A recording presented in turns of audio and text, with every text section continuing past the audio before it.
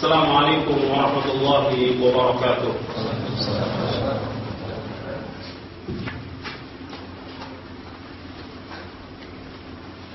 Innal hamdalillah nahmaduhu wa nasta'inuhu wa nastaghfiruh wa na'udzu billahi min shururi anfusina wa min sayyiati a'malina. May yahdihillahu fala mudilla lahu wa may yudlil fala hadiya lahu.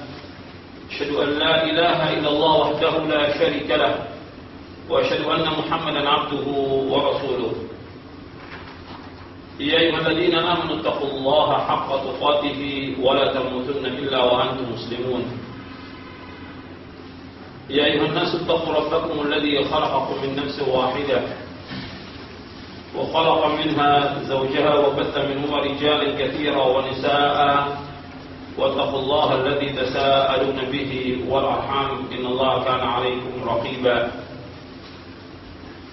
يا أيها الذين آمنوا اتقوا الله وقولوا قولا سديدا يصلح لكم أعمالكم ويغفر لكم ذنوبكم ومن يطع الله ورسوله فقد فاز فوزا عظيما أما بعد فإن أصدق الحديث كتاب الله وخير الهدي هدي محمد صلى الله عليه وعلى آله وسلم وشر الأمور محدثاتها وكل محدثة بدعة وكل بدعة ضلالة وكل ضلالة في النار. أيها الأخوة أعزكم kepada bapak, ibu-ibu, ikhwan dan akhwat yang dimuliakan oleh Allah Subhanahu wa taala. Alhamdulillah, kita bersyukur kepada Allah Subhanahu wa taala atas segala nikmat yang Allah karuniakan kepada kita, dan nikmat yang Allah karuniakan kepada kita sangat banyak dan wajib kita syukuri. Ikhwani wa akhwati fillah, azakumullah. Pada malam ini insyaallah kita akan membahas manhaj Ahlus Sunnah wal Jamaah dalam tazkiyatun nufus. Saya berikan judul Manhaj Ahlus Sunnah wal Jamaah dan Tazkiyatun Nufus karena adanya kelompok atau golongan yang mereka berusaha untuk membersihkan hati, membersihkan jiwa, akan tetapi bukan dengan cara yang sesuai dengan sunnah. Ada yang dia melakukan Tazkiyatun Nufus dengan bertapa, dengan bersemedi, atau dengan berjalan ke kubur-kubur tertentu yang mereka, istilah mereka i'tikaf di kuburannya para wali atau yang lain. Ini semua cara-cara yang tidak dibenarkan oleh syariat, bahkan cara-cara yang muhdath. Itu juga ada yang mencari tempat-tempat tertentu yang dianggap bahwa tempat itu dapat membersihkan hati mereka. Ini semuanya tidak sesuai dengan syariat. Karena saya jelaskan tentang manhaj Ahlus Sunnah dalam tazkiyatun nufus. Artinya Islam ini sudah sempurna. Sudah sempurna agama Islam ini. Semua yang membawa manusia ke surga Nabi sudah jelaskan. Semua yang membawa manusia ke neraka Nabi sudah jelaskan. Yang mendekatkan manusia ke surga Nabi sudah jelaskan. Seperti disebutkan dalam riwayat, ma baqiya syai'un yuqarribu minal jannati wa yuba'idu minan nari illa waqad buyyina lakum. Tidak tertinggal satu pun yang dapat mendekatkan kalian ke surga atau menjauhkan kalian dari api neraka, melainkan sudah dijelaskan oleh Nabi sallallahu alaihi wasallam. Semua sudah jelas. Karena itu Allah berfirman, "Al-yawma akmaltu lakum dinakum wa atmamtu 'alaikum ni'mati wa raditu lakum al-Islam dinan." Pada hari ini aku telah sempurnakan bagimu agamamu. Aku telah cukupkan nikmatku atasmu dan aku ridha Islam menjadi agama bagimu. Artinya sudah sempurna agama Islam ini. Tidak boleh orang membuat sesuatu yang baru. Tidak boleh membuat sesuatu ibadah atau cara atau manhaj atau thariqah untuk sampai kepada Allah, tidak boleh kecuali dengan apa yang sudah dijelaskan oleh Rasulullah sallallahu alaihi wasallam. Karena agama Islam sudah sempurna dan Nabi wafat sallallahu alaihi wasallam dalam keadaan agama Islam ini sudah sempurna. Semua yang membawa kepada keselamatan itu Nabi sudah jelaskan. Semua yang membawa kepada kebinasaan Nabi juga sudah jelaskan. Kemudian juga tentang cara tazkiyatun nufus, membersihkan hati manusia, Nabi juga sudah jelaskan. Bagaimana supaya hati kita ini bersih? Karena masalah tazkiyatun nufus merupakan masalah yang penting dalam Islam. Karena termasuk dari tugas Nabi Muhammad sallallahu alaihi wasallam. Di antara tugas dakwah Nabi di samping mengajarkan Al-Qur'an dan Al-Hikmah yaitu As-Sunnah, Nabi juga berusaha bagaimana membersihkan hati manusia, wa yuzakkihim. Bagaimana disebutkan dalam beberapa ayat Al-Qur'an. Dalam surah Al-Baqarah Allah berfirman, "Kama arsalna bikum rasulan minkum yatlu 'alaikum ayatina wa yuzakkikum wa yu'allimukumul kitaba wal hikmah wa in kana min qablu lafi dhalalin mubin." Allah Subhanahu wa taala berfirman dalam surah Al-Baqarah, "Kama arsalna bikum rasulan minkum yatlu 'alaikum ayatina wa yuzakkikum wa yu'allimukumul kitaba wal hikmah wa yu'allimukum ma lam takunu ta'lamun." Dalam surah Al-Baqarah ayat 151. Kama arsalna bikum rasulan minkum, sebagaimana kami mengutus kepada kalian seorang rasul di antara kalian, yatlu 'alaikum ayatina, yang membacakan kepada kalian ayat kami, wa yuzakkikum, dan membersihkan kalian, mensucikan kalian, wa yu'allimukumul kitaba wal hikmah wa yu'allimukum ma lam takunu ta'lamun, mengajarkan kepada kalian Alkitab yaitu Al-Qur'an dan Al-Hikmah yaitu As-Sunnah, dan mengajarkan apa yang kalian tidak ketahui. Begitu juga Allah berfirman dalam surah Ali Imran ayat 164. Allah berfirman, "Laqad manna Allahu 'alal mu'minina idh ba'atha fihim rasulan min anfusihim yatlu 'alaihim ayatina wa yatlu 'alaihim ayatihi wa yuzakkihim wa yu'allimuhumul kitaba wal hikmah wa in kanu min qablu lafi dhalalin mubin." Allah berfirman dalam surah Ali Imran ayat 164, "Laqad manna Allahu 'alal mu'minin", sungguh Allah telah berikan nikmat yang besar kepada orang mukmin. "Idh ba'atha fihim rasulan min anfusihim", tatkala Allah mengutus kepada mereka seorang rasul min anfusihim, dari diri mereka, yatlu 'alaihim ayatihi, yang membacakan kepada mereka ayat-ayatnya, wa yuzakkihim, dan mensucikan mereka, membersihkan hati mereka, wa yu'allimuhumul kitaba wal hikmah, dan mengajarkan kepada mereka Alkitab yaitu Al-Qur'an wal hikmah yaitu As-Sunnah, wa in kanu min qablu lafi dhalalin mubin, dan sungguh mereka sebelum itu sungguh-sungguh dalam kesesatan yang nyata. Juga Allah berfirman dalam surah Al-Jum'ah ayat 2, "Walladzi ba'atha fil ummiyina rasulan minhum yatlu 'alaihim ayatihi wa yuzakkihim wa yu'allimuhumul kitaba wal hikmah wa in kanu min qablu lafi dhalalin mubin." Dan dialah Allah yang telah mengutus rasulnya dari kalangan orang-orang ummi. Dan Allah yang telah mengutus di kalangan orang-orang yang ummi, yang tidak tahu tulis dan baca, seorang rasul dari mereka yang membacakan kepada mereka ayat-ayatnya, mensucikan mereka dan mengajarkan kepada mereka Alkitab dan Al-Hikmah, dan sungguh mereka sebelum itu sungguh-sungguh dalam kesesatan yang nyata. Jadi ayat Al-Quran menjelaskan bahwa di antara tugas Nabi Muhammad SAW yaitu tazkiyatun nufus. Di antara tugas Nabi Muhammad SAW tazkiyatun nufus, membersihkan hati manusia. Sebab kalau hati ini baik, akan baik seluruh tubuhnya. Kalau hati ini jelek, jelek seluruh tubuhnya.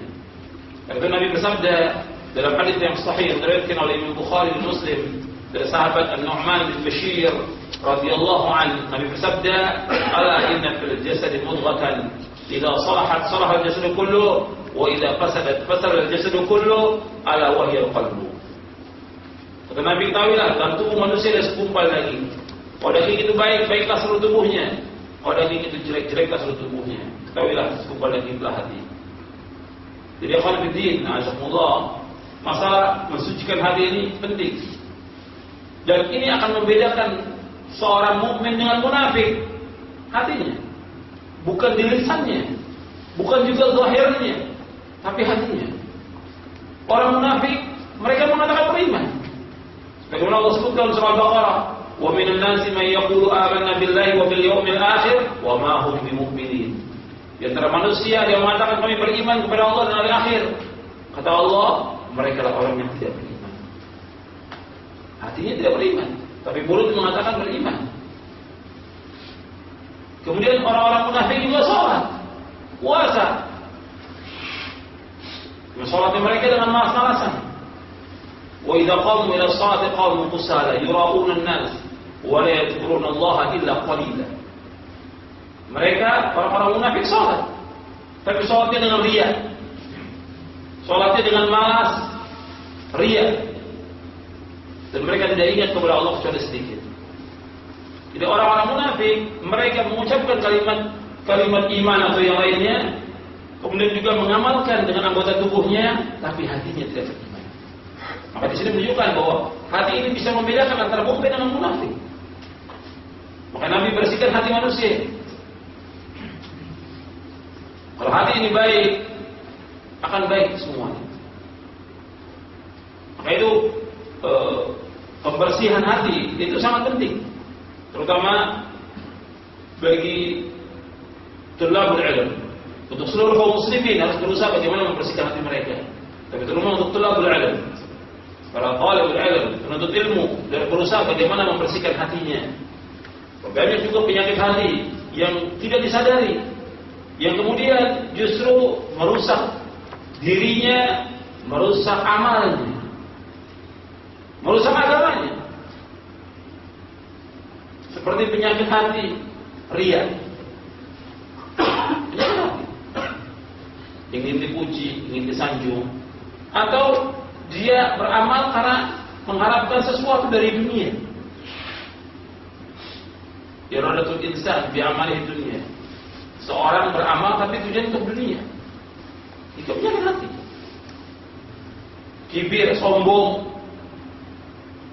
ujub, bangga, hasad, dengki, iri, dan yang lainnya dari penyakit hati. Dan ini harus bersih. Bagaimana dia membersihkan hatinya? Jangankan kita Nabi saja berdoa kepada Allah agar dibersihkan hatinya. Nabi Muhammad SAW yang bersih hatinya, yang sudah dicuci oleh malaikat 2 kali. Tapi tetap Nabi berdoa kepada Allah, Allahumma ati nafsi taqwaha wa zakkiha anta khairu man zakkaha anta waliyuha wa maulaha. Allahumma inni a'udzubika min ilmin la yanfa' wa min qalbin la yakhsha' wa min nafsin la tashba' wa min da'watin la yustajabu laha. Dalam hadis yang sahih yang diriwayatkan oleh Imam Muslim, Nabi bersabda, Allahumma ati nafsi taqwaha, ya Allah berikanlah kepada hatiku ketakwaannya, wa zakkiha, bersihkanlah hatiku ya Allah. Nabi berdoa agar dibersihkan hatinya. Anta khairu man zakkaha, engkaulah sebaik-baik yang membersihkan hati. Anta waliyuha wa maulaha, engkaulah pelindungnya dan engkaulah penolongnya. Kemudian setelah kami berdoa, Allahumma inni as'aluka wa Allahumma inni a'udzubika min ilmin la yanfa'. Ya Allah, aku berlindung pada Engkau dari ilmu yang tidak bermanfaat. Wa min qalbin la yakhsha, dari hati yang tidak khusyuk. Wa min nafsin la tashba', dari nafsu yang tidak pernah puas. Wa min da'watin la yustajabu laha, dan dari doa yang tidak dikabulkan. Hadis ini sahih dan Muslim. Dan menghafalkan doa ini ada di buku ini, Tazkiyatun Nufus, dan juga ada di buku saya, buku doa dan lirik. Jadi Nabi aja mohon kepada Allah agar dibersihkan hatinya. Membutuhkan perjuangan. Dan kita berusaha bagaimana supaya hati kita bersih. Banyak orang-orang yang dia melakukan amal-amal saleh atau yang lainnya, tapi hatinya nggak bersih. Ada yang dia ria, ada yang dia pamer, ada yang ingin mendapatkan pujian dari manusia atau yang lainnya. Hati ini harus selamat hati kita. Sebab yang nanti kembali kepada Allah, yang Allah terima hari yang selamat. Allah berfirman, "Yauma la yanfa'u malun wala banun illa man atallaha biqalbin salim." Pada hari yang tidak bermanfaat harta dan anak-anak kecuali orang yang datang kepada Allah dengan hati yang selamat. harta dan dia bermanfaat dari kiamat nanti. Kecuali orang yang datang kepada Allah dengan hati yang selamat, hati yang bersih dari syirik, hati yang bersih dari bid'ah, hati yang bersih dari perbuatan dosa dan maksiat. Jadi harus berusaha bagaimana kita membersihkan hati kita. Sekarang kita lihat tugas Nabi Muhammad SAW membersihkan hati. Untuk melihat di halaman 5 ayatnya, dan yang bawa mushaf Al-Quran, yang bawa mushaf dilihat di surah Al-Baqarah ayat 151. Allah berfirman, "Kama arsalna fiikum rasulan minkum yatlu 'alaikum ayatina wa yuzakkikum wa yu'allimukumul kitaba wal hikmata wa yu'allimukum ma lam takunu ta'lamun." Surah Al-Baqarah ayat 151. Sebagaimana kami telah mengutus kepadamu seorang rasul, itu Muhammad sallallahu alaihi wasallam dari kalangan kamu, yang membacakan kepada mereka ayat-ayat kami, mensucikan kamu dan mengajarkan kepada kamu kitab yaitu Al-Quran dan hikmah yaitu As-Sunnah, serta mengajarkan apa yang belum kamu ketahui. Anda lihat tentang kalimat wa yuzakkikum, membersihkan kamu, dijelaskan oleh Syekh Abdurrahman bin Nasir As-Sa'di dalam tafsirnya Taisir Kalimur Rahman fi Tafsir Kalamil Mannan. Dijelaskan oleh beliau yang dimaksud dengan wa yuzakkikum, kalau yang bawa bukunya lihat di halaman 7, maksudnya mensucikan kalian. Di antara tugas Nabi Muhammad di samping mengajarkan Al-Quran, mengajarkan Sunnah, wa yuzakkikum, membersihkan kalian, mensucikan kalian. Disebutkan oleh Syekh Abdurrahman bin Nasir As-Sa'di rahimahullah rahmatan wasi'ah, kata beliau, maksudnya mensucikan jiwa dan akhlak kalian dengan mendidiknya di atas akhlak yang mulia dan mensucikannya dari akhlak yang tercela. Yaitu yang dilakukan oleh Nabi SAW, membersihkan mereka, yaitu umat ini, dari syirik kepada tauhid, dari riya kepada ikhlas, dari dusta kepada kejujuran, dari khianat kepada amanah, dari sikap takabur sombong kepada tawadhu, dari akhlak yang jelek kepada akhlak yang baik, dari sikap saling membenci, saling menjauhi dan saling memutuskan hubungan kepada sikap saling mencintai, saling menyambung hubungan dan saling menyayangi, dan selain itu dari bentuk-bentuk pensucian jiwa. Saya akan jelaskan satu persatu ini. Di Nabi SAW, kata Syekh Sa'di rahimahullah, membersihkan hati manusia yang pertama dari syirik kepada tauhid. Makanya awal dakwah Nabi membersihkan manusia dari syirik. Jangankan untuk manusia, Nabi sendiri diperintahkan oleh Allah Subhanahu wa taala untuk membersihkan hatinya Nabi. Nabi Muhammad SAW di awal-awal dakwahnya, setelah turun surah Iqra, kemudian setelah itu turun surah Al-Muzammil, kemudian surah Mudaththir, setelah itu turun surah Mudaththir. Allah berfirman, ya ayyuhal mudaththir qum fa'anzir wa rabbaka fakabbir wa thiyabaka fatahhir wa rujza fahjur wa la tamnun tastakthir wa li rabbika fasbir. Tidak, seterusnya. Di situ ada kalimat wa thiyabaka fatahhir, bajumu kamu bersihkan. Kalimat wa thiyabaka fatahhir, bajumu kamu bersihkan, itu maknanya dijelaskan oleh para ulama mufassirin. Yang pertama maknanya wa thiyabaka ay wa qalbaka ay wa nafsaka, hatimu kamu bersihkan. Bersihkan dari apa? Dari syirik. Nabi SAW disuruh untuk membersihkan hati. Wa nafsaka fatahhir. Meskipun nanti ini banyak artinya ya. Maksudnya kalimat wa thiyabaka fatahhir, yang pertama bersihkan hati, yang kedua bersihkan amal, yang ketiga bersihkan akhlak dari akhlak yang jelek dari akhlak yang mulia. Ini makna wa thiyab. Kemudian yang keempat maknanya juga termasuk pakaian, bersihkan pakaian. Kalau kamu mau sholat, pakaian harus bersih, nggak boleh kena najis. Itu syarat. Ketika dia mau sholat, di samping dia berwudu, maka pakaiannya harus bersih dari najis, dan tempatnya juga harus bersih dari najis. Kemudian ada juga yang menafsirkan tentang wa thiyabaka fatahhir, diartikan oleh para mufassirin, wa thiyabaka faqassir, dan pakaianmu kamu potong, gunting, tidak boleh melebihi mata kaki. Itu disebutkan oleh Imam Al-Baghawi dalam tafsirnya Ma'alimut Tanzil dari akar para tabi'in.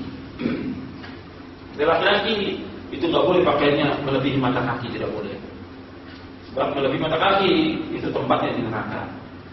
Ma'asfala min al-ka'bayn min al-izari fa bin-nar. Itu untuk laki-laki. Untuk perempuan dianjurkan untuk lebih dari mata kaki. Untuk perempuan dianjurkan bajunya melebihi mata kaki. Tapi untuk laki-laki di atas mata kaki. Itu penafsiran para ulama tentang ayat itu. Kita kembali kepada pembahasan ayat ini. Jadi yang pertama, Nabi membersihkan manusia dari syirik kepada tauhid. Dari syirik kepada tauhid. Jadi semua bentuk kesyirikan harus kita jauhkan.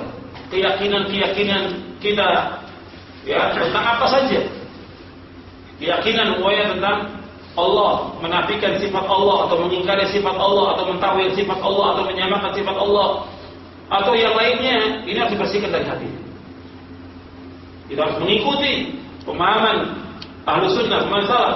Kita wajib menetapkan semua sifat-sifat Allah dan meyakini Allah, Allahu Akbar, Allah punya sifat-sifat yang sempurna dan Allah punya nama-nama yang indah. Kita wajib menetapkan semua sifat Allah, nggak boleh kita mengingkari. Kemudian juga kita harus bersihkan keyakinan tentang bahwa wali-wali itu sebagai penghubung kepada Allah, seperti yang diyakini oleh sebagian kaum muslimin, bahwa wali-wali itu atau habib itu atau kiai itu punya hubungan yang kuat dengan Allah, sehingga orang datang kepada mereka untuk tawassul. Ini harus dibersihkan, nggak boleh. Kita kalau berdoa langsung kepada Allah tanpa perantara, ud'uni astajib lakum, berdoalah kepada aku akan kabulkan. Hilangkan kepercayaan-kepercayaan yang seperti itu. Juga i'tiqad yang syirik itu harus dihilangkan semuanya. Khurafat dan yang lainnya itu harus dibersihkan dari hati. Atau juga takut kepada selain Allah, takut kepada bayang-bayang atau kepada ruh atau yang lainnya yang kadang-kadang membayangi orang, ini harus dibersihkan. I'tiqad syirik, keyakinan syirik harus dibersihkan dari hati manusia. Dan dia harus juga tawakal kepada Allah. Tawakal kepada Allah. Kan kadang-kadang juga orang ada punya i'tiqad yang salah, yang bisa syirik dan kufur. Cuma dia punya i'tiqad kalau punya anak lebih dari 2 nggak bisa makan nanti anaknya, sehingga dibatasi dengan 2 aja. Jadi nggak boleh. Justru Nabi menganjurkan banyak anak. Nabi yang menganjurkan, dan aku akan berbangga dengan banyaknya umat pada hari kiamat, bukan dibatasi dengan 2. Kemudian i'tiqad kalau umpamanya saya nggak kerja di sini, saya nggak makan. Seolah-olah rezeki itu ada di sini aja. Di dunia lain nggak ada. Ini i'tiqad yang berbahaya. Menyebutkan Allah dalam hal rezeki. Allah yang memberikan rezeki. Di mana yang hidup Allah yang memberikan rezeki. Jangankan kita, binatang yang memberikan rezeki adalah Allah. Wa ma min dabbatin fil ardi illa Allah rizquha. Tidak ada satu binatang melata di muka bumi, Allah yang tanggung rezekinya. Dia harus yakin dengan seyakin-yakinnya. Jangan sampai membawa kepada kesyirikan. Bersihkan hati ini dari segala macam bentuk kesyirikan. I'tiqad atau keyakinan tentang harapan, tentang takut, tentang tawakal dan yang lainnya. Ini harus perhatikan. Tawakal kita menyerahkan semua urusan kita kepada Allah Subhanahu wa taala.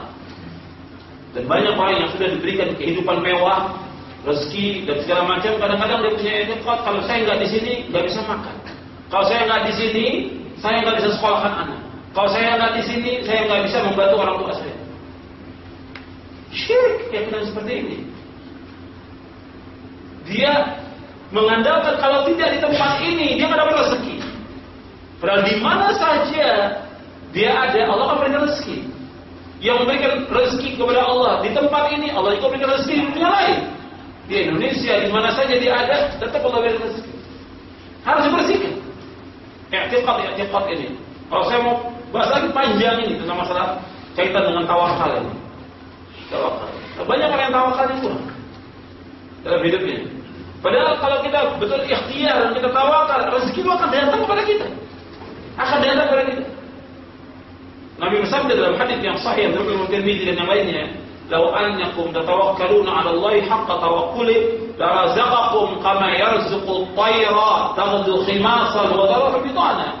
Kalau seandainya kalian tawakal kepada Allah dengan sebenar-benar tawakal, Allah akan berikan rezeki pada kalian.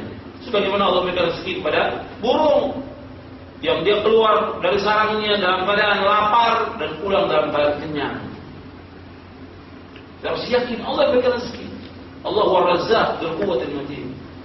Seandainya pun kita terus beribadah kepada Allah dengan tidak melalaikan kewajiban kita mencari nafkah untuk istri, untuk orang tua kita, untuk anak kita, Allah tetap akan berikan rezeki terus kepada kita. Tapi luangkan waktu sepenuhnya untuk ibadah kepada Allah, Allah berikan rezeki kepada kita.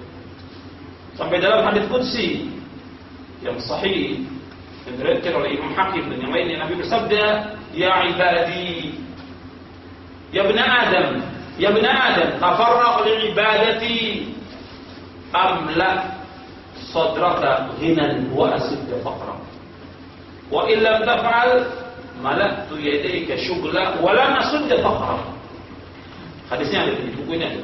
Kata Nabi SAW, Allah berfirman, "Wahai anak Adam, hendaklah kamu luangkan waktumu sepenuhnya untuk ibadah kepadaku," kata Allah. Luangkan waktu sepenuhnya untuk ibadah.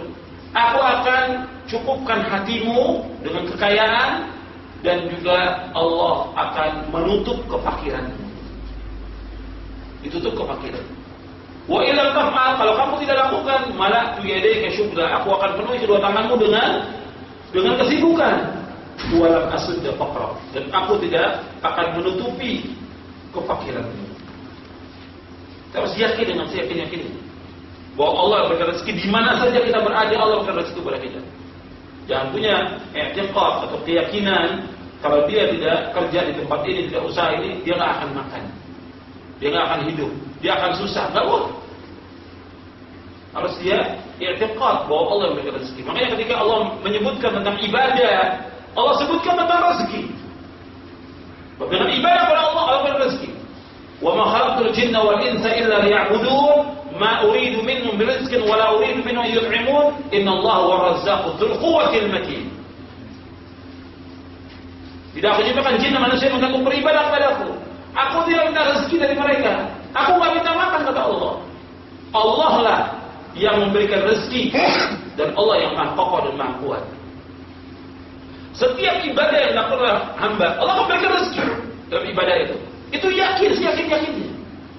Sampai dalam masalah sholat, kita menyuruh istri kita sholat, anak kita sholat. Apa Allah perlu dengan sholat kita? Tidak. Yang perlu dengan sholat kita sendiri. Untuk memberikan ketenangan hati kita, untuk mendapatkan ganjaran, untuk mendapatkan pahala, untuk masukkan kita ke dalam surga dengan sholat itu. Allah nggak butuh dengan sholat kita. Tapi Allah menyuruh kita sholat, istri kita sholat, anak kita sholat. Bukan berarti Allah butuh rezeki, tidak. Allah tidak membutuhkan rezeki. Tetapi kita melakukan itu, justru itu akan mendapatkan rezeki dari Allah SWT. Maka Allah ketika menyebutkan tentang kita wajib menyuruh anak kita sholat, wa'mur ahlaka bis-sholati wastabir 'alaiha, la nas'aluka rizqa, nahnu narzuquk, wal 'aqibatu lit-taqwa. Allah sebut dalam surah Thaha, perintahkan keluarga kamu untuk sholat. Wastabir 'alaiha, sabar. Suruh istri kamu, anak kamu sholat dan sabar. Kami tidak minta rezeki kepada kamu. Kami yang akan berikan rezeki kepada kamu. Dan akibat yang baik bagi orang takwa. Selama kita ibadah kepada Allah, Allah berikan rezeki. Rezeki terus. Kita ini ibadah kepada Allah, Allah akan berikan rezeki kepada kita. Selama ibadah itu ikhlas dan sesuai dengan contoh Nabi SAW. Sambil yang lain lagi ibadah. Hatta masalah haji dan umrah, kalau kita lakukan semata-mata karena Allah, akan mendatangkan rezeki, menghapuskan dosa, menghilangkan kefakiran, kata Nabi SAW. Dalam hadis yang sahih Nabi bersabda, "Tabi'u bainal haji wal umrah, fa innahuma yanfiyanil faqra wal dzunub." Kata Nabi SAW, iringi haji dengan umrah. Setelah kita haji, ada rezeki lagi umrah. Ada rezeki lagi, haji lagi. Ada rezeki lagi, umrah lagi. Iringi haji dan umrah. Karena keduanya hanya umrah akan menghapuskan dosa-dosa dan akan menghilangkan kefakiran. Sabda Rasulullah, as-sadiqul masduq, enggak mungkin Rasul dusta. Jadi kalau kita melakukan ibadah, Allah akan rezeki kepada kita. Maka kita harus yakin dengan kita ibadah kepada Allah SWT, Allah akan memberikan kepada kita ketenangan hati kita, kebersihan hati, memberikan rezeki, memudahkan urusan dan yang lainnya. Tapi ibadah dengan ikhlas karena Allah. Kita kembali kepada masalah syirik. Saya sudah perluas ini masalah ini. Ya, sebenarnya kaitan dengan syirik, ya syirik yang berkaitan beribadah kepada selain Allah, berdoa kepada selain Allah itu harus bersihkan dari hati kita. I'tiqad keyakinan bersihkan, kita harus mentauhidkan Allah SWT. Kemudian yang kedua, Nabi membersihkan hati manusia dari riya kepada ikhlas. Dari riya kepada ikhlas. Arti dalam kita ibadah kepada Allah nggak boleh riya. Ini penyakit riya ini. Karena orang ingin dilihat oleh orang lain, pamer pada orang lain, ingin dipuji oleh orang lain, nggak ada manfaatnya. Bahwa kita ini beribadah kepada Allah, Allah perintahkan, dan Allah yang mempunyai ganjaran dan pahala, Allah yang mempunyai surga dan neraka. Manusia nggak punya apa-apa. Buat apa kita ceritakan amal kita kepada orang lain? Nggak ada manfaat. Makanya itu jangan sampai kita riya atau pamer ketika kita mengeluarkan sedekah, zakat, sholat, haji, umroh atau yang lainnya. Kita harus lakukan ikhlas semata-mata karena Allah Subhanahu wa Ta'ala. Kemudian yang selanjutnya, bahwa riya ini, Anda perhatikan bahwa riya ini sangat berbahaya.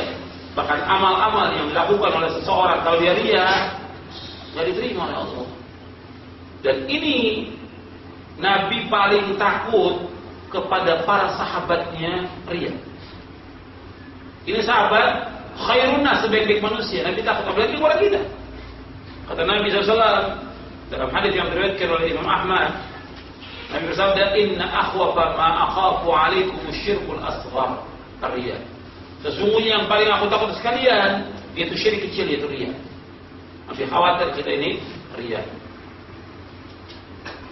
Jadi kita harus ikhlas dalam ibadah kepada Allah. Maka Nabi ajarkan sahabat untuk mengikhlaskan ibadah semata-mata karena Allah. Fa'budillaha mukhlishan lahud-din. Beribadah kamu kepada Allah dengan ikhlas. Jadi jangan mengharapkan pujian dan juga mengharapkan dunia. Kemudian yang ketiga, Nabi SAW membersihkan manusia, membersihkan hati manusia dari dusta kepada kejujuran. Dusta kepada kejujuran. Dusta ini ikhwan fillah Allah, dosa besar. Karena itu Nabi-Nabi nggak pernah berdusta seumur hidup. Semua Nabi dan Rasul. Lagi Rasulullah SAW nggak pernah dusta seumur hidup. Dusta atau bohong tidak boleh. Maka Nabi SAW dalam hadis yang sahih yang diriwayatkan oleh Imam Ahmad, Bukhari dan Muslim dan yang lainnya, Nabi bersabda, "Alaikum bisidqi, fa inna sidqa yahdi ila al-birr, wa inna al-birra yahdi ila al-jannah. Wa la yazalu ar-rajulu yasduqu wa yataharra sidqa hatta yuktaba 'inda Allah siddiqa. Wa iyyakum wal kadhiba, fa inna al-kadhiba yahdi ila al-fujur, wa inna al-fujura yahdi ila an-nar. Wa la yazalu ar-rajulu yakdhibu wa yataharra al-kadhiba hatta yuktaba 'inda Allah kadzdzaba." Nabi SAW bersabda, hendaklah kalian selalu jujur dan berkata benar, karena jujur dan berkata benar itu akan membawa kepada kebaikan dan kebaikan akan membawa ke surga. Dan senantiasa seorang itu jujur dan berlaku benar, maka dia akan ditulis oleh Allah termasuk orang yang jujur. Dan jauhkan dari kalian dari dusta, karena dusta itu, bohong itu akan membawa kepada kejelekan dan kejahatan. Kejelekan dan kejahatan dan keburukan itu akan membawa ke neraka. Dan senantiasa seorang berdusta dan selalu berbohong, maka Allah tulis dia termasuk tukang bohong. Hadis sahih dari Imam Ahmad, Bukhari, Muslim dan yang lainnya. Maka Nabi SAW mengajarkan para sahabat untuk jujur, tidak boleh dusta. Maka sahabat-sahabat jujur, tidak boleh dusta. Maka ini yang harus diajarkan kepada anak-anak, itu harus jujur. Nggak boleh bohong. Hatta dia salah, dia harus mengakui kesalahannya. Nggak boleh dia bohong. Karena bohong nggak ada manfaatnya sama sekali. dusta tidak ada manfaat sama sekali. Yang ada jelas dosa. Selanjutnya, Nabi membersihkan diri dari khianat kepada amanah. Khianat yaitu ciri dari orang-orang munafik. Khianat. Maka Nabi mengajarkan untuk amanah. Arti amanah, memegang amanah ini apa saja bentuknya. Umpamanya, yang pertama tentang agama. Allah juga sebutkan bahwa agama ini adalah amanah. Inna aradna al-amanata 'ala as-samawati wal ardi wal jibali fa abayna yahmilnaha wa ashfaqna minha wa hamala al-insanu innahu kana zaluman jahula. Kami tawarkan amanah ini kepada langit, bumi, gunung, semuanya enggak terima. Dan mereka takut kepada Allah. Dan amanah ini dipikulkan kepada manusia. Sesungguhnya manusia sangat zalim dan sangat bodoh. Zaluman jahula, sangat zalim dan sangat bodoh. Dan itu kalau ditina semua agama ini amanah. Makanya kita jaga agama ini dengan kita belajar memahaminya dengan benar menurut pemahaman salafus saleh, kita amalkan. Ini amanah agama. Kemudian juga istri itu amanah. Kita wajib mendidik dia, mengajak dia ke surga, ajarkan dia tentang Islam. Anak juga amanah, ajarkan anak ini, didik anak ini dengan syariat Islam. Sekolahkan di sekolah-sekolah Islam, didik dia untuk agama, supaya dia menjadi anak yang saleh. Ini amanah. Pekerjaan kita amanah juga. Jadi berikan amanah, laksanakan. Kita umpamanya kerja dari pagi sampai sore, ya harus laksanakan amanah itu. Gak boleh kita khianat. Dan barang-barang yang ada di kantor itu amanah, gak boleh kita ambil. Ada sebuah ballpoint di kantor itu gak boleh kita ambil, di milik kantor, gak boleh. Itu amanah.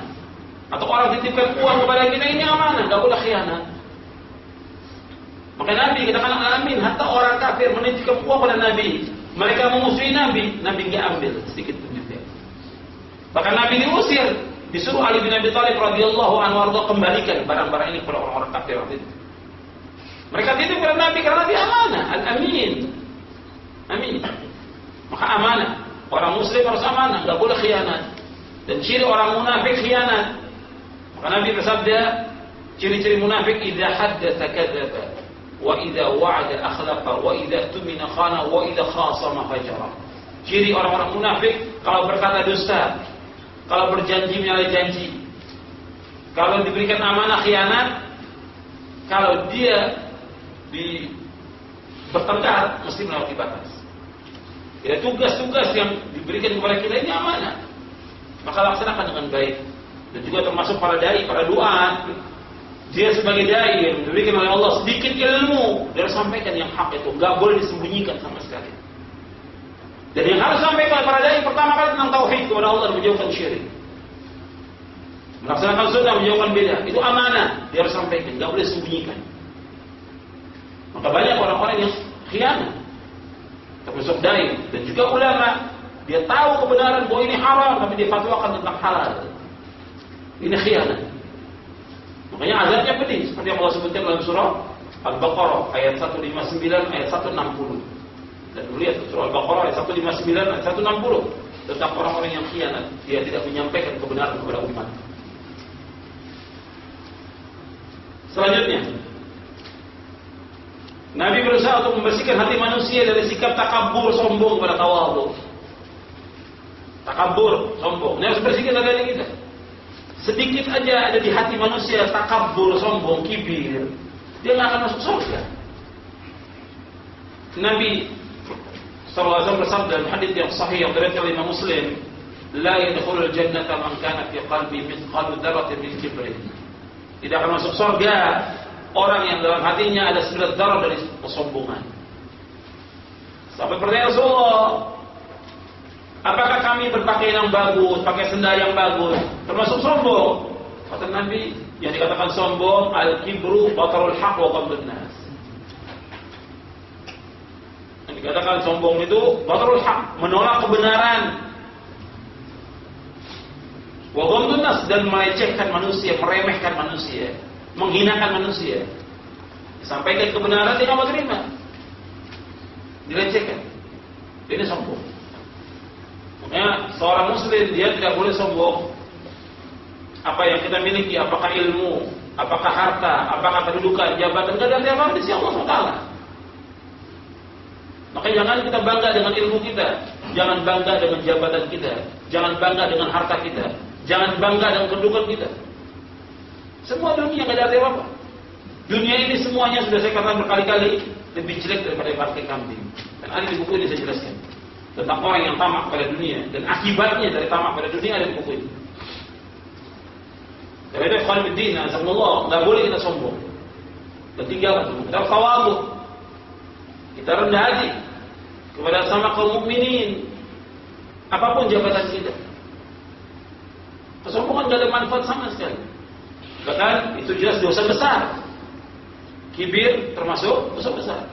Dan Allah tidak mau disaingi dengan makhluknya. Sombong itu milik Allah. Selendangnya Allah. Al-kibriya uridai kata Allah. Kibriya, kesombongan itu adalah selendang. Barang siapa yang melawan aku azabtu, faman naza'ani azabtu. Barang siapa yang melawan aku, maka aku akan azab, aku akan siksa. Tolong jangan di pintu, dia masih luas. Atau maju. Jangan di pintu, biar yang lain belakangan bisa. Agak maju aja, atau pindah. Jangan di pintu, jadi pintu.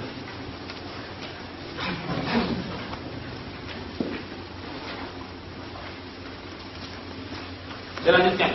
Jadi sombong ini berbahaya buat orang itu dan kotor hatinya, jelek hatinya. Makanya itu harus berusaha bagaimana membersihkan hati dari sifat kibir, sombong. Jadi Nabi mengajak umat ini kepada tawadhu, merendah hati. Dan orang yang tawadhu akan ditinggikan derajatnya Allah. Wa ma tawadhu lillahi illa rafa'ahu Allah. Kata Nabi. Dan tidaklah seorang yang tawadhu maka Allah angkat derajatnya. Bukan dihinakan. Kemudian Nabi juga membersihkan hati manusia dari akhlak yang jelek kepada akhlak yang baik. Dari akhlak yang jelek kepada akhlak yang baik. Yang tadinya orang-orang kafir itu mereka dengan kesyirikan dan segala macam, Nabi masukkan mereka, ajak mereka masuk ke dalam Islam. Kemudian sahabat diingatkan oleh Nabi untuk berakhlak dengan yang mulia. Sejak di Mekah Nabi sudah mengajarkan kepada akhlak yang mulia. Maka dakwah ini, dakwah ahlu sunnah, dakwah salaf ini mengajak umat kepada akhlak yang mulia. Akhlak dalam kita menuntut ilmu, akhlak kita kepada orang tua, akhlak kita kepada istri, akhlak kita kepada anak, akhlak kepada sanak kerabat, akhlak kepada tetangga, akhlak kepada kaum muslimin, akhlak kepada guru yang pernah mengajarkan kebaikan kepada kita, akhlak kepada orang yang lebih tua daripada kita, akhlak kepada anak kecil. Itu diajarkan oleh Islam lengkap semuanya. Akhlaknya lengkap. Dan saya jelaskan di buku tentang adab akhlak penuntut ilmu. Adab dan akhlak penuntut ilmu. Saya jelaskan bagaimana adab dan akhlak penuntut ilmu itu gimana sih. Terutama juga untuk para dai, para ustaz. Gimana akhlaknya dan adabnya. Diajarkan lengkap dalam Islam ini. Karena itu yang paling banyak memasukkan manusia ke surga dua, takwa kepada Allah dan akhlak yang mulia. Jadi akhlak itu diajarkan dalam Islam. Karena itu Nabi SAW dipuji oleh Allah dengan akhlak yang mulia. Wa innaka la'ala khuluqin 'azim. Sesungguhnya engkau berada di atas akhlak yang mulia. Akhlak kita. Tunjukkan akhlak kita kepada orang tua, akhlak kita harus baik. Perkataan kita beda dengan perkataan dengan teman, dengan rekan sekerja, dengan orang lain. Kita mengatakan kalimat biasa, orang tua, qaulan karimah, perkataan yang mulia. Jangan sampai menyinggung perasaan orang tua. Kalimat yang mulia kepada orang tua. Kita juga berkata yang baik kepada istri beda dengan berkata kepada orang lain. Karena orang kepada orang lain dia berkata lemah lembut, kepada istrinya kata yang kasar. Akhlak kepada istri, akhlak yang mulia. Kepada anak, kepada yang lebih tua, kepada sanak kerabat, kepada tetangga, akhlak itu gimana? Tunjukkan. Kemudian juga akhlak kepada guru yang mengajarkan kebaikan, akhlak yang mulia. Karena kita harus membalas orang-orang yang berbuat baik dengan kebaikan. Dan yang lainnya diajarkan lengkap dalam Islam ini. Nah, kadang-kadang juga orang merasa karena dia punya harta, punya kedudukan, punya jabatan, kadang-kadang guru itu nggak dianggap apa-apa, dilecehkan guru itu, dihinakan, nggak boleh. Hormati guru itu yang telah mengajarkan kebaikan. Allah berfirman, hal jazaa'ul ihsan illa, tidak ada balasan kebaikan kecuali kebaikan. Ilmu dengan harta jauh bedanya. Ini kalau kita bicara soal menuntut ilmu, kita belum masuk ini tentang menuntut ilmu, tentang adab sekarang belum masuk kita. Masih mukadimah semuanya. Ya. Kalau ditulis mukadimah Ibnu Khaldun segini tebalnya. Mukadimah Ibnu Khaldun. Jadi tentang masalah adab itu dijaga dalam Islam. Guru mengajarkan kebaikan dengan harta jauh bedanya antara ilmu dengan harta. Ibnu Qayyim menyebutkan 30 perbedaan antara ilmu dengan harta. Ilmu membawa dia ke surga, harta membawa dia ke neraka. Ilmu warisannya para nabi, harta warisannya para raja. Semakin dia tambah ilmunya, semakin tawadhu, semakin banyak orang hartanya, semakin sombong dan melewati batas. Waktu di sana biasa berteman, salam segala macam. Begitu punya banyak harta, mulai bergaya. Baik, membawa kepada tughyan. Perkara ulama ini. Jadi ilmu membawa pada tawadhu, harta membawa pada kesombongan dan melewati batas. Kemudian ilmu itu akan membawa orang kepada akan menjaga orang. Ilmu semakin banyak ilmu seorang akan terjaga dia dengan ilmunya. Tapi beda orang yang banyak harta, bingung dia menjaga hartanya. Ditaruh di mana nih harta yang banyak benar? Kalau ilmu semakin banyak, ilmunya dijaga dia. Jadi tunjuki dengan ilmunya itu, ini benar, ini salah, ini boleh, ini tidak boleh. Dibimbing dia dengan ilmu yang dia tuntut. Tapi harta tidak. Justru semakin banyak semakin bingung dia. Dengan banyaknya. Belum banyak lagi perbedaannya yang disebutkan oleh Imam Qayyim. Sebagian saya sebutkan dalam buku Menuntut Ilmu Jauh di Surga, dan juga dalam buku saya tentang masalah harta itu dalam prinsip dasar Islam. Prinsip dasar Islam. Jadi akhwanifiddin, azakumullah, kita kembali. Jadi tentang masalah menghormati adab akhlak ini harus dijaga. Kepada guru yang mengajarkan kebaikan, itu jaga. Ilmu yang disampaikan itu lebih berharga dari apapun juga. Manfaat buat dia, manfaat buat istrinya, manfaat buat anaknya, dan juga dia terus dapat ganjaran dengan ilmu yang disampaikan. Nah, ilmu nggak bisa dibalas dengan apapun juga. Ilmu ini dia lebih mulia dari apapun yang ada. Kemudian Islam juga, Rasulullah juga mengajarkan membersihkan hati manusia yang tadinya mereka saling benci membenci, saling menjauhi, saling memutuskan hubungan. Maka dianjurkan Rasulullah untuk saling cinta mencintai, saling sayang menyayangi, menyambung silaturahmi. Maka dalam Islam dianjurkan kita untuk silaturahmi. Enggak boleh sama sekali memutuskan silaturahmi, tidak boleh. Enggak boleh. Dengan silaturahim itu ya hubungan darah dengan kita, hubungan nasab dengan kita, saudara, kakak, adik, keponakan, paman, misanan, sepupu kita, itu enggak boleh putus. Meskipun dia berbuat jelek kepada kita, berbuat jahat kepada kita, enggak boleh putus hubungan dengan mereka, tidak boleh. Nabi ancam dengan masuk neraka dan tidak masuk surga. La yadkhulul jannata qati', kata Nabi. Tidak masuk surga orang yang memutuskan silaturahmi. Meskipun dia berbuat maksiat, meskipun dia berbuat bid'ah, atau dia mencela kita, mencaci maki kita, sabar, sambung silaturahmi kepada mereka. Bahkan kata Nabi SAW, jadi kadang-kadang juga yang mencela kita dari famili kita itu orang-orang yang mereka ini nggak mampu, miskin. Nah dalam kondisi itu, apakah kita tahan harta kita untuk mereka? Tidak. Bahkan kata Nabi, afdhalus sadaqah ala dzirrahimil kasyif. Kata Nabi, afdhalus sadaqah, sedekah yang paling utama kepada sanak kerabat yang memendam permusuhan dengan kita. Itu sedekah yang baik. Dia mencela kita, mencaci maki kita, memusuhi kita, banyakin sedekah pada orang itu. Kalau dia orang yang mampu, bagaimana? Ya berikan hadiah. Orang yang mampu, orang yang kaya, kita nggak boleh kasih sedekah, tapi hadiah boleh. Hadiah. Kata Nabi, tahad. Dalam kalian sering memberikan hadiah, maka kalian akan saling cinta mencintai. Jadi ini diantara tugas Nabi Muhammad SAW membersihkan hati manusia. Sekarang kita bahas tentang pentingnya masalah pembersihan hati manusia ini. Allah sampai berfirman, bersumpah dengan makhluknya untuk membersihkan hati ini. Antum lihat dalam surah Wasyams, Allah berfirman, "Wasyamsi wadhuhaha wal qamari idza talaha wan nahari idza jallaha wal laili idza yaghshaha was samai wama banaha wal ardi wama tahaha wa nafsi wama sawwaha falhamaha fujuraha wa taqwaha qad aflaha man zakkaha wa qad khaba man dassaha." Sumpah ini ada jawabnya. Wa sumpah kemudian dijawab dengan tentang hati. Qad aflaha man zakkaha wa qad khaba man dassaha. Setelah Allah bersumpah dengan makhluknya, Allah boleh bersumpah dengan makhluk. Karena semua milik Allah. Tapi manusia tidak boleh bersumpah dengan makhluk. Tidak boleh. Perhatikan. Allah bersumpah dengan makhluknya boleh dengan wasyamsi, wal laili, wal asri dan yang lainnya boleh. Wal fajri. Tapi makhluk nggak boleh bersumpah dengan makhluk, tidak boleh. Kemudian bersumpah demi matahari nggak boleh. Demi arasy, demi Nabi Muhammad SAW, demi Ka'bah tidak boleh. Kata Nabi SAW, "Man halafa bi ghairi llahi faqad asyrak, faqad kafara aw asyrak." Barang siapa yang bersumpah dengan selain nama Allah, maka dia kufur atau dia telah berbuat syirik. Tidak boleh. Kita bersumpah demi Allah. Wallahi, tallahi, billahi. Itu boleh.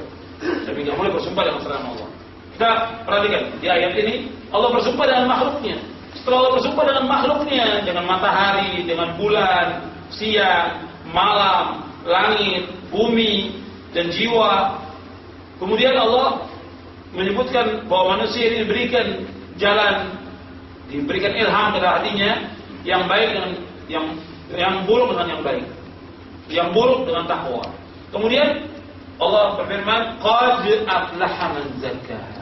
Sungguh telah berbahagia orang-orang yang membersihkan hatinya. Dengan apa dia bersihkan hatinya? Dengan apa dia bersihkan jiwanya? Dengan takwa kepada Allah, dengan taat kepada Allah. Wa qad khaba man dassaha. Dan sungguh telah rugi orang-orang yang mengotori hatinya dengan apa? Dengan berbuat dosa dan maksiat. Ini Allah bersumpah. Bersumpah dengan makhluk untuk apa? Untuk memperhatikan jiwa ini. Mereka hati. Menunjukkan bahwa masalah hati masalah penting dalam kehidupan ini. Kalau hati ini baik, akan baik seluruh tubuhnya. Kalau hati ini jelek, jelek seluruh tubuhnya. Karena itu ikhwan fillah, azakumullah, bahwa nanti yang akan selamat di hari kiamat itu yaitu orang-orang yang hatinya selamat. Seperti yang disebutkan di dalam ayat Al-Quran dalam surah Asy-Syu'ara. Kemudian dalam surah Asy-Syu'ara ayat 87 sampai 89. Wala tukhzini yawma yub'atsun yawma la yanfa'u malun wala banun illa man atallaha biqalbin salim. Dan janganlah engkau menghinakan aku ya Allah di hari dibangkitkan, pada hari yang tidak bermanfaat harta dan anak-anak, kecuali orang yang datang kepada Allah dengan hati yang selamat. Masalah hati ini masalah yang penting. Dan hati ini sebagai raja, anggota tubuh ini sebagai pasukannya. Kalau raja ini baik, baik seluruh pasukannya. Tapi raja ini jelek, jelek pasukannya. Makanya kalau kita perhatikan tentang syariat, amal hati ini pokok. Anda melihat di halaman 19 dan halaman 20 penjelasan Al-Imam Ibnu Qayyim. Kata Imam Ibnu Qayyim Al-Jauziyah, Anda melihat di buku Tazkiyatun Nufus di halaman 19, "Wa man ta'ammala asy-syari'ata fi masadiriha wa mawaridiha 'alima anna irtibata 'amal al-jawari bi 'amal al-qulub wa anna la tanfa'u bidunha wa anna 'amal al-qulubi afradu 'ala al-'abdi min 'amal al-jawarih."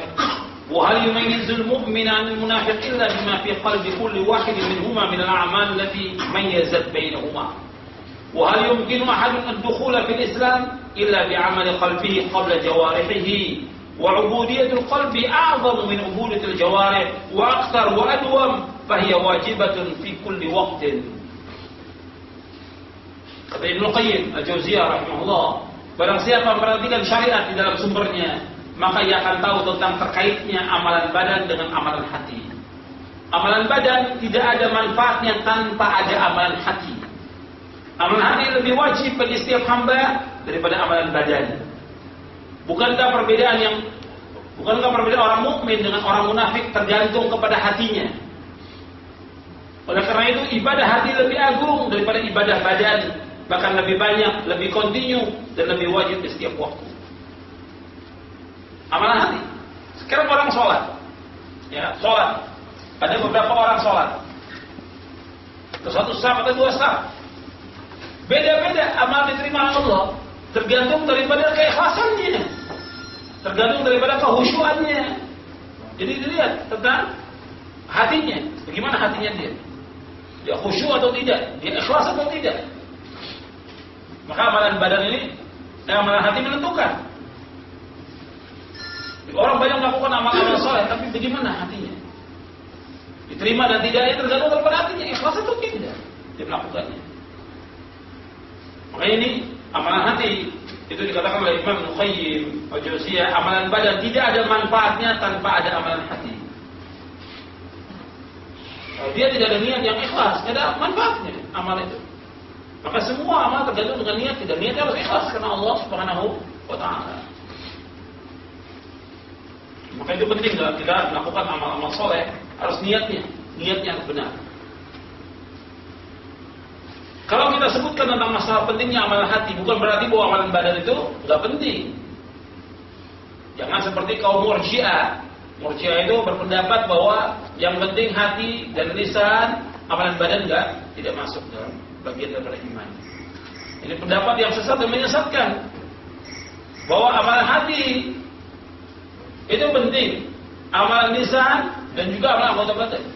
Karena amalan hati dibuktikan dengan amalan badan. Makanya definisi iman menurut Ahlus Sunnah yaitu iman itu i'tiqadun bil lisan wa i'tiqadun bil janan wa amalun bil arkan, yazidu bil ta'ah wa yanqusu bil ma'siyah. Iman menurut Ahlus Sunnah yaitu berkata dengan lisan, meyakini dengan hati, mengamalkan dengan anggota badan, bertambah dengan ketaatan dan berkurang dengan sebab perbuatan dosa dan maksiat. Itu yang dikatakan dengan iman. Makanya amalan zahir tetap penting dalam Islam karena Allah melihat kepada hati dan amal. Jadi jangan kalau penjelasan Muqayyim ini dipahami dengan salah paham oleh sebagian orang.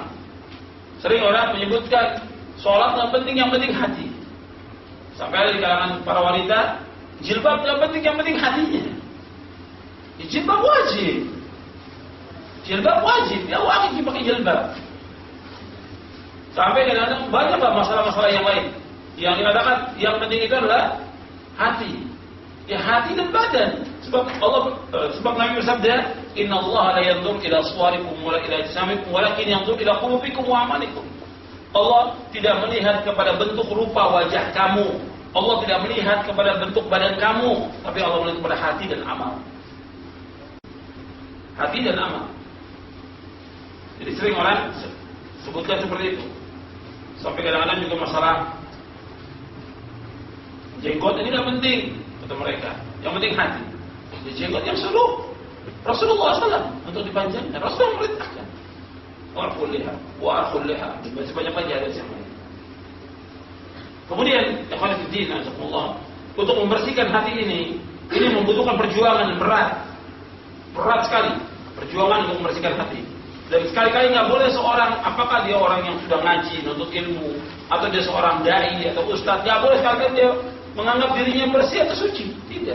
Justru kita bahas buku ini dalam rangka kita sama-sama berusaha untuk membersihkan hati kita. Nggak boleh ada sekali-kali orang mengatakan, ya hati kita baik. Dari mana? Dia mengatakan hatinya baik, ikhlas dari mana? Nggak ada yang tahu kecuali Allah SWT. Makanya Allah berfirman, "Fala tuzakku anfusakum wa a'lamu biman ittaqa." Jangan kalian menganggap diri kalian bersih. Jangan kalian menganggap diri kalian suci.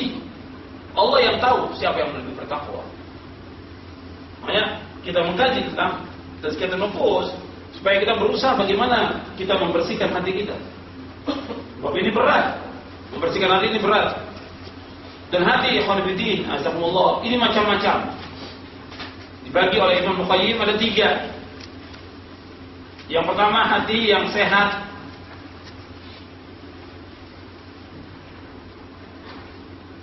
Jadi Jadi hati itu dibagi oleh Ibnu Qayyim ada 3, ada hati yang sehat, ada hati yang mati, ada hati yang sakit. Jadi ada hati yang sehat, itu hati yang selamat. Orang yang hatinya sehat, orang yang hatinya selamat, dia mengerjakan amal-amal taat, ikhlas karena Allah, tidak mengharapkan sesuatu dari manusia, tidak mengharapkan sesuatu dari dunia.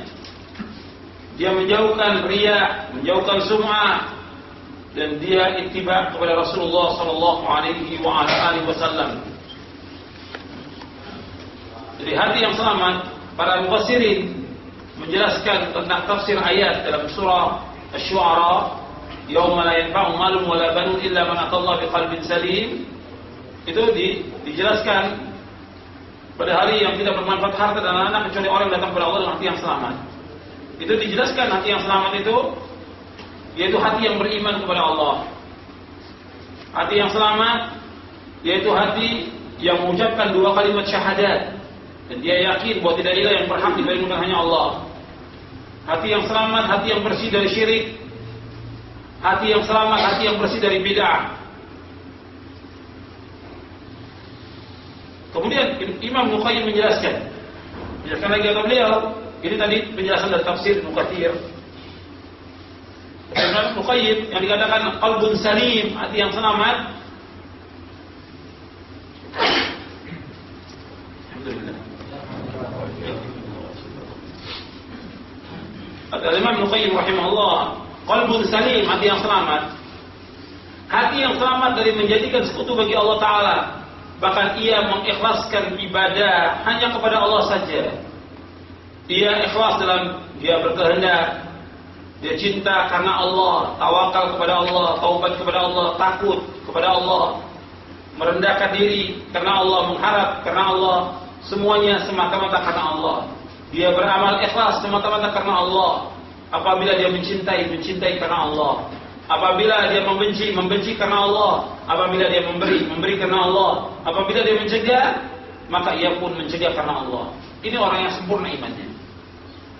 Dengan dasar hadis Nabi SAW, man ahabba lillah wa abghadha lillah wa a'ta lillah wa mana'a lillah faqad istakmala al-iman. Kata Nabi, barang siapa yang mencintai karena Allah, membenci karena Allah, memberi karena Allah, dan mencegah karena Allah, maka imannya sempurna. Hadis ini sahih diriwayatkan oleh Imam Abu Dawud, Al-Baghawi dalam kitab Syarh Sunnah dari sahabat Abu Umamah, disahihkan oleh Syekh Al-Albani dalam Sahih Jami' As-Shaghir dan juga dalam silsilah hadis as-sahihah. Jadi ini hati yang selamat, semuanya dilakukan semata-mata karena Allah, bukan karena hawa nafsu, bukan karena manusia, tapi dilakukan semuanya karena Allah SWT. Kemudian selanjutnya, hati yang selamat ini hati yang mudah sekali untuk melaksanakan ketaatan kepada Allah, memenuhi panggilan Allah cepat sekali, diajak dia untuk kebaikan segera. Itu hati yang selamat. Kemudian yang harus perhatikan lagi, kita berusaha untuk menjadi hati kita ini sehat dan selamat. Kita ingin berusaha bagaimana hati kita ini sehat dan selamat. Tapi godaannya banyak, cobaannya banyak. Karena setiap hari kata Nabi, hati manusia dimasuki oleh syubhat dan syahwat setiap hari. Bagaikan tenunan sehelai tikar, masuk syubhat dan syahwat itu dalam hati manusia. Sampai di antara mereka ada yang tidak bisa membedakan lagi yang mana yang ma'ruf, yang mana yang munkar. Hadisnya sahih dan Muslim. Makanya kita harus terus berusaha bagaimana membersihkan hati kita. Dan hati ini juga tidak terus berpegang teguh, enggak. Terkadang ke kanan, terkadang ke kiri, kadang-kadang ikut orang banyak, terkadang ikut pendapat ini, enggak istiqomah. Maka doa Nabi yang sering Nabi berdoa kepada Allah, ya muqallibal qulub, tsabbit qalbi ala dinik. Ya muqallibal qulub, tsabbit qalbi ala dinik. Ya muqallibal qulub, tsabbit qalbi ala dinik. Doa ini kapan waktu kita baca? Boleh juga dibaca waktu sujud. Setelah kita baca zikir sujud. Ya, ketika Nabi berdoa dan terus berdoa dengan ya muqallibal qulub tsabbit qalbi, ya Allah yang membolak-balikkan hati, tetapkan hatiku atas agamamu. Anas bertanya, ya Rasulullah, kami telah beriman kepadamu dan kepada ajaran yang engkau bawa, masihkah ada yang membuatmu khawatir atas kami? Maka Rasul bersabda, na'am, innal quluba baina usbu'aini min asabi'illah yuqallibuha kaifa yasha. Iya, sesungguhnya hati itu berada di atas dua jari tangan Allah. Allah membolak-balikkan apa yang Allah kehendaki.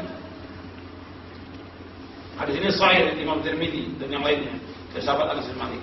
Dan Anda perhatikan, Allah membolak-balikkan hati manusia apa yang Allah kehendaki. Terkadang orang itu awalnya dia taat untuk ilmu, dia mungkin juga bukan hanya untuk ilmu, dia mengamalkan ilmu, dia berdakwah, tapi karena faktor syahwat dan syubhat berubah dia, kemudian tidak istiqomah lagi. Dan ini banyak yang terjadi. Bukan hanya juga dai, bahkan juga terkena kepada ulama. Ketika terfitnah dengan harta atau terfitnah dengan syubhat, berubah dia. Ini ada seperti ini, kita berdoa kepada Allah agar ditetapkan hati kita di atas manhaj yang hak. Yang kedua, hati yang mati. Ada tiga. Hati ini tiga macam. Ada hati yang selamat, ada hati yang mati, dan ada hati yang sakit. Kalau hati yang mati ini semuanya dia berjalan di atas syahwatnya. Dia mengerjakan semua perkara yang dibenci dan dimurkai Allah. Dia tidak peduli Allah itu redha atau tidak. Jadi dia mengikuti syahwatnya. Kemudian ada yang ketiga, hati yang sakit. Ini hati yang sakit, hati yang padanya ada kehidupan, sekaligus terdapat penyakit. Terkadang sadar, terkadang dia lalai. Dia kadang-kadang sadar, kadang-kadang kumat dia. Kadarkum. Kadang-kadang sadar, kadang-kadang kumat. Kadang-kadang kembali kepada Allah, kadang-kadang maksiat. Tergantung daya tarik dari dua yang ada dalam hatinya. Kadang-kadang dia ikhlas, kadang-kadang dia riya. Makanya daya tariknya luar biasa. Makanya disebutkan oleh Imam Nuqayyim, hati yang ketiga ini hati yang hidup tapi cacat. Hidup tapi cacat. Ia memiliki dua materi yang saling tarik menarik. Ketika ia memenangkan pertarungan, maka di dalamnya terdapat kecintaan kepada Allah, keimanan, keikhlasan dan tawakal. Itulah materi kehidupan padanya. Dan terkadang dia ditarik oleh syahwatnya, sehingga kuat sekali kesombongannya, kedengkiannya, ujub, cinta kedudukan, cinta harta, dan juga membuat kerusakan dan berbuat maksiat. Ini hati yang sakit. Dan ciri-cirinya juga saya sebutkan di sini, di buku ini ada ciri-cirinya. Panjang tentang hati yang sehat dan hati yang sakit. Dan ini banyak sekali contoh-contoh kotornya hati. Ya, orang yang sering marah itu juga masuknya syaitan untuk merusak hatinya. Kemudian dikuasai oleh hawa nafsu, dengki, iri, itu juga hati yang rusak. Tamak kepada dunia, itu juga termasuk yang merusak hati. Bakhil, pelit, kikir, itu juga merusak hati. Kemudian takut miskin. Ya, saya sebutkan di sini, takut miskin juga termasuk yang merusak hati. Fanatik kepada madzhab termasuk yang merusak hati. Kemudian suudzon dan yang lainnya. Dan ini semua pintu-pintu masuk syaitan. Kemudian ikhwan fillah, Allah. Tadi saya sebutkan bahwa hati ini ada dua. Ada yang putih, ada yang hitam hati.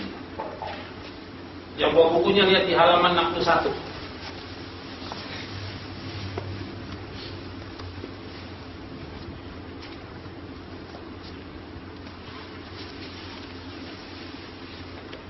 Nabi menyebutkan tu'radul fitanu 'alal qulubi kal hasiri 'udan 'udan.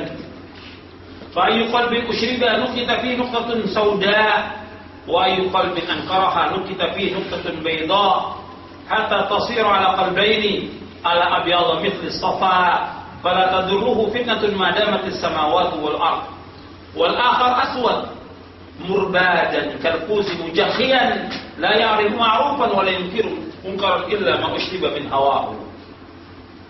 Kata Nabi, fitnah membentang dalam lubuk hati manusia sedikit demi sedikit bagaikan tenunan sehelai tikar. Hati yang menerimanya bisa timbul bercak atau nokta hitam. Sedangkan hati yang mengingkarinya, menolak fitnah tersebut, niscaya akan tetap putih cemerlang. Sehingga hati menjadi dua, yaitu hati yang putih seperti batu yang halus lagi licin, tidak ada fitnah yang membahayakan selama di langit dan bumi. Adapun hati yang terkena bercak atau nokta hitam, maka sedikit demi sedikit akan menjadi hitam, legam bagaikan belanga yang tertelungkup, bagaikan tungku yang terbalik, tidak lagi mengenal yang ma'ruf dan tidak mengingkari kemungkaran kecuali mengikuti apa yang dicintai oleh hawa nafsunya. Hadis ini sahih, diriwayatkan oleh Imam Muslim. Jadi hati dimasuki oleh dua, syubhat dan syahwat. Syubhat yaitu adanya fitnah pemahaman, fitnah syubhat ini fitnah pemahaman, aliran, golongan, keyakinan dan yang lainnya yang masuk ke dalam hati manusia, merusak hatinya. Makanya antum ketika ada syubhat-syubhat yang berkaitan dengan dakwah salah, antum yang penting belajar, jangan terpengaruh dengan fitnah-fitnah itu. Kalau nggak akan rusak hati kita, akan mengikuti fitnah itu dan terus kita ikuti, rusak hati. Dan kalau sudah begitu keras nanti hati. Kalau sudah hati terkena fitnah, bukannya tambah lembut, tambah keras. Dinasihati nggak mau, diingatkan tidak mau. Dan yang keluar dari mulutnya kalimat-kalimat yang kasar dan kotor, berbahaya. Makanya jangan ikuti fitnah. Yang ada ini hati-hati. Untuk belajar dan belajar. Yang karena sering baca di internet, nah pengen tahu lah fitnah-fitnah yang ada. Baca terus baca, akhirnya termasuk fitnah. Dan rusak. Tugas antum belajar dan mengamalkan. Adapun terjadi ada khilaf dan terusak, nggak usah kita ikut. Nggak ada manfaatnya buat kita. Kita belajar. Ada syekh ini ribut dengan syekh ini, nggak usah tahu, nggak ada manfaatnya buat kita. Belajar, itu bagi kita. Kalau ikut terkena fitnah kita. Kalau sudah terkena fitnah, kita akan menjauh nanti dari jalan yang hak ini. Tambah keras. Banyak orang-orang yang sudah di jalan siratal mustaqim terkena fitnah, menyimpang. Dan kadang-kadang dia menyangka bahwa dia ada kebenaran, padahal dia ada kebatilan. Ini fitnah syahwat tentang aliran, pemahaman, keyakinan atau yang lainnya. Ini jalan yang kita tempuh ini benar. Al-Quran wa sunnah fahmi salah, pegang dan gigit dengan geraham kita. Seperti yang tadi malam saya sampaikan tentang golongan yang selamat. Jangan terpengaruh dengan fitnah yang ada. Yang kedua, fitnah syahwat tentang harta, kedudukan, jabatan, fitnah wanita, fitnah anak dan segala macam. Ini fitnah. Hati-hati. Dan kadang-kadang juga orang terkena fitnah syahwat ini. Ya, dengan dia bermain-main, nonton, itu hati-hati. Mata ini tundukkan pandangan kata Nabi Muhammad SAW. Dan Allah perintahkan juga demikian dalam Al-Quran, tundukkan pandangan. Kepada sahabat aja Allah menyuruh mereka untuk menundukkan pandangan, apalagi kita. Bukan malah nonton setiap hari. Ini merusak. Dengan tontonan ini, pikiran kita rusak, hati kita rusak, agama kita rusak. Dengan tontonan itu. Maka itu hati-hati. Saya sebutkan di buku ini, banyak orang-orang yang dianggap hal biasa lah dengan nonton film. Acara-acara yang ada semuanya nggak beres. Dia perempuan terbuka aurat, hatta iklan semua terbuka aurat, hatta berita terbuka aurat, dan yang lain. Tambah lagi dengan Facebook, tambah lagi dengan yang lain. Terus akhirnya ngobrol dengan wanita, rusak fitnah. Sampai sholat juga tidak khusyuk, ibadah nggak khusyuk. Rusak hatinya. Makanya kita jaga hati kita. Jangan kita anggap bahwa kita kuat, insya Allah bisa, tidak. Manusia lemah dan lemah manusia. Dhaif. Makanya fitnah syahwat itu hati-hati. Banyak juga orang yang sering memandang perempuan, membaca majalah porno, gambar-gambar, membuka aurat, menonton film cabul dan segala macam. Rusak. Agama juga rusak. Ilmunya juga rusak. Mata ini juga berzina kata Nabi. Fazinal ainaini an-nazar kata Nabi. Dua mata ini berzina dan zinanya dengan memandang. Zina mata dengan memandang. Rusak. Makanya jaga pandangan kita, jaga. Allah merintahkan qul lil mu'minina yaghuddu min absarihim wa yahfazu wujahum. Zalika azkalahum innallaha khabirun bima yasnaun. Katakan orang mukmin agar mereka menundukkan pandangan mereka dan menjaga kehormatan mereka. Yang demikian lebih baik, lebih bersih, dan Allah mengetahui apa yang mereka kerjakan. Dan fitnah wanita fitnah yang besar, fitnah harta fitnah yang besar, fitnah wanita fitnah yang besar. Fitnah wanita kata Nabi, ma taraktu ba'di fitnatan hiya adharru 'ala rijali minan nisa. Tidak aku tinggalkan fitnah yang lebih berbahaya bagi laki-laki dibanding wanita. Ini hadis Bukhari Muslim. Dalam hadis yang lain yang diriwayatkan oleh Imam Tirmidzi dan yang lain yang bersabda, "Inna likulli ummatin fitnah wa fitnatu ummati al-mal." Setiap umat ini ada fitnahnya, dan fitnah umatku masalah harta. Masalah harta orang bisa rusak agamanya. Masalah harta bisa rusak hatinya. Masalah harta dia bisa rusak kehormatannya. Dan masalah harta bisa merusak ilmunya seseorang. Yang tadi berilmu karena cinta pada harta rusak ilmunya. Makanya ada di dunia bahaya. Maka Nabi menyebutkan tentang dunia dan wanita ini indah. Dalam hadis yang sahih yang diriwayatkan Imam Muslim kata Nabi, "Inna dunya hulwatun khadirah wa inna Allah mustakhlifukum fiha fayanzuru kaifa ta'malun fattaqud dunya wattaqun nisa." Kata Nabi SAW, sesungguhnya dunia ini manis, kata Nabi, hijau dan indah, dan Allah memberikan amanah kepada kalian untuk memakmurkan dunia ini. Dan bagaimana kalian beramal, kata Allah. Kata Nabi SAW, bagaimana kalian beramal? Allah akan lihat kalian beramal. Bagaimana kalian beramal di dunia ini. Maka hati-hati, kata Nabi. Fattaqud dunya wattaqun nisa. Dua. Hati-hati kepada dunia dan hati-hati kepada wanita. Ini fitnah. Hadisnya sahih dan Muslim. Jadi akhwatiddin, azakumullah, kita berusaha untuk menjaga hati kita, bagaimana kita membersihkan dari berbagai macam fitnah, syahwat, dan syubhat, agar hati kita ini bersih dan kembali kepada Allah dalam keadaan bersih, dalam keadaan selamat. Karena kita lahir dalam keadaan putih bersih, nggak bawa dosa kita lahir. Maka Allah mengendaki kita kembali pun dalam keadaan hati kita selamat. Makanya orang-orang yang kembali kepada Allah dalam keadaan penuh dengan dosa, penuh dengan maksiat, penuh dengan berbagai macam segala macam pelanggaran, dibersihkan dulu. Dibersihkan dalam neraka baru boleh masuk surga. Selama dia masih ada seberat darah iman. Tapi kalau dia kafir kekal dalam neraka selama-lamanya. Dibersihkan dulu. Karena lahir dalam keadaan bersih, putih, maka kembali pun kepada Allah dalam keadaan selamat. Itu saja yang perlu saya sampaikan. Kalau untuk diselesaikan, panjang ini, ya, perlu 2 kali atau 3 kali majelis lagi. Jadi penting. Makanya di awal mukadimah saya jelaskan tentang penuntut ilmu ini. Pembahasan tentang masalah tersebut. Ya, sampai sini dulu. Kalau ada yang kurang jelas yang mau tanyakan silakan. Wassalamualaikum warahmatullahi wabarakatuh. Beberapa pertanyaan yang masuk, yang bisa saya jawab, yang tidak. Wallahu a'lam bishawab.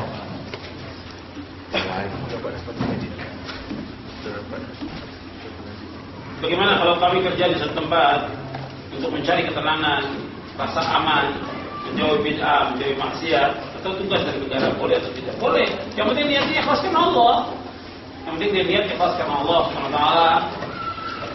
Dia ingin hijrah dari satu tempat ke tempat yang lain yang lebih baik keadaannya, boleh aja. Dan dalam hubungan dia harus menjaga hatinya dan juga menjaga amalnya. Banyak tertawa membuat hati ini menjadi mati. Apa maksudnya? Apakah manhaj salaf ini melarang orang tertawa? Tertawa boleh. Yang nggak boleh itu dia banyak tertawa. Setiap saat kalau tertawa itu akan merusak hati. Sebab Nabi menyebutkan bukan soal ketawanya, tapi banyak tertawa. Kata Nabi, fa inna kasratat dhahki tumitul qalb. Kata Nabi. Nabi melarang. Janganlah kamu banyak tertawa, kata Nabi. Nabi yang bersabda demikian karena banyak tertawa akan mematikan hati. Banyak tertawa mematikan hati. Maka itu perhatikan. Tertawa boleh, bukan dilarang. Seperti marah juga, kalau untuk masalah maslahat dia marah karena ada pelanggaran syariat boleh. Tapi kalau dia setiap waktu dalam masalah kecil aja marah nggak boleh. Maka Nabi nasihat seorang sahabat, la taghdab, jangan kamu marah. Ini juga tentang masalah tertawa boleh. Tapi dilihat, ada orang yang kadang-kadang masalah-masalah yang tidak lucu dia ketawa. masalah ini ketawa. Bahkan kadang dalam ceramahnya isinya cuma ketawa aja. Apa umat manfaat dari itu? Dia disampaikan dalil Quran dan Sunnah dengan serius. Karena nanti bagaimana Nabi menyampaikan dengan serius ketika menyampaikan wahyu. Dia adalah menyampaikan dengan tertawa. Tidak boleh. Dia menyampaikan wahyu dengan serius. Antum lihat Nabi sampai di atas onta hampir jatuh ketika turunnya wahyu. Kok kita menyampaikan dengan tertawa? Harus serius menyampaikan ilmu dengan serius, bukannya dengan tertawa. Banyak juga orang yang terlalu gampang tertawa. Kadang sengaja buat majelis yang isinya mau ketawa terbahak-bahak. Gak ada manfaat sama sekali majelis ini.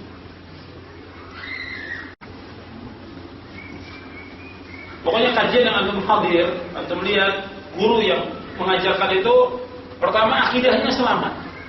Akidahnya dulu selamat. Quran wa sunnah apa misal betul keyakinan tentang iman kepada Allah, rububiyah Allah, uluhiyah Allah, asma wa sifat betul ya lurus. Yang kedua, selamat manhajnya.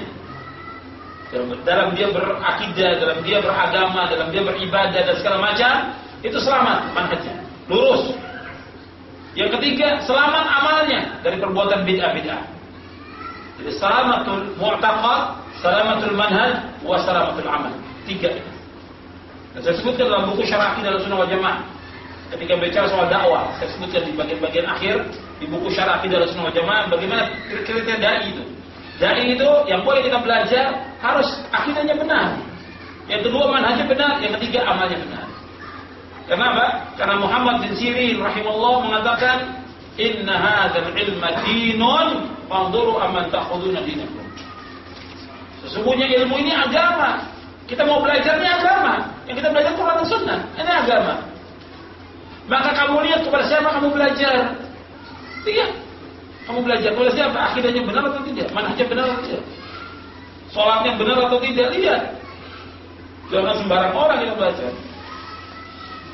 Jangan karena orang itu dia pakai gamis, pakai sorban, gak ada jenggotnya sedikit, kok kita belajar. Lihat, tokoh sufi juga jenggotnya panjang, ahlul bidah juga jenggotnya panjang. Bukan itu, kita lihat bagaimana akidahnya dulu, ibadahnya gimana, manhajnya gimana, itu harus lihat. Karena mereka kan siapa? Para ulama salaf seperti itu. Sampai dulu ada orang mau belajar kepada seseorang, lihat dulu bagaimana dia akhlaknya, bagaimana dia hidupnya, bagaimana dia sholatnya, sampai seperti itu. Jadi mau belajar dengan orang itu lihat dulu bagaimana dia kehidupannya. Jangan langsung belajar. Sampai disebutkan dalam Sunan Darimi, sampai orang melihat bagaimana dia sholat, benar apa enggak sholat 5 waktunya, berjamaahnya, kaifiat sholatnya dari takbir sampai salam benar atau tidak. Kemudian akidahnya bagaimana dalam dia ceramah, akidahnya yang dibawakan benar atau tidak. Sampai seperti itu, dicari guru yang betul-betul dia baik akhlaknya, baik akidahnya, baik manhajnya. Jadi kita harus berhati-hati.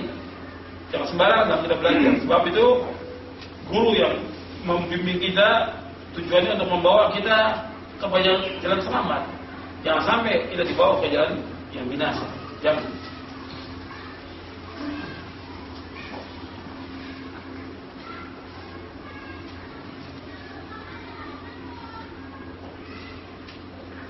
Bagaimana kita menyiasati hati, perasaan agar tetap tenang dan siap dan bahagia ketika mengingat akan dekatnya kematian.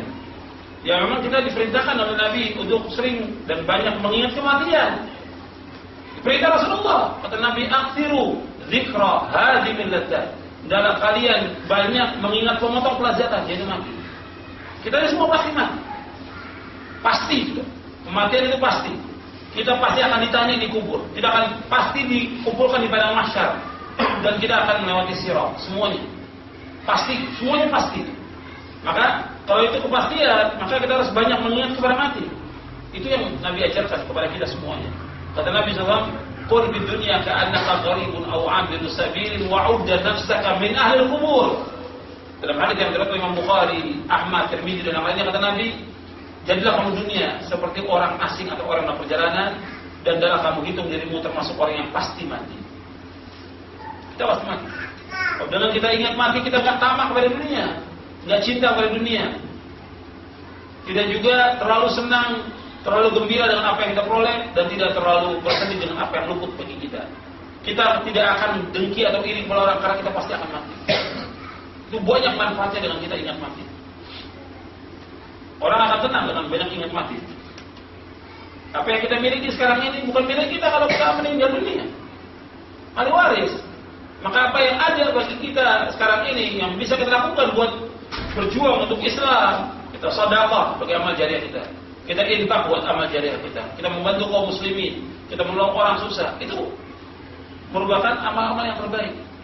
Makanya para sahabat dan mujmain, mereka lepas tangannya. Karena dia yakin apa yang Allah ganti lebih baik. Tidak bakhil, tidak akan bertemu kata Nabi di hati seorang mukmin antara iman dengan kebakilan. Antara iman dengan kebakilan. Dengan kita ingat mati, kita banyak sedekah. Dengan banyak sedekah hati kita tenang. Antum merasakan.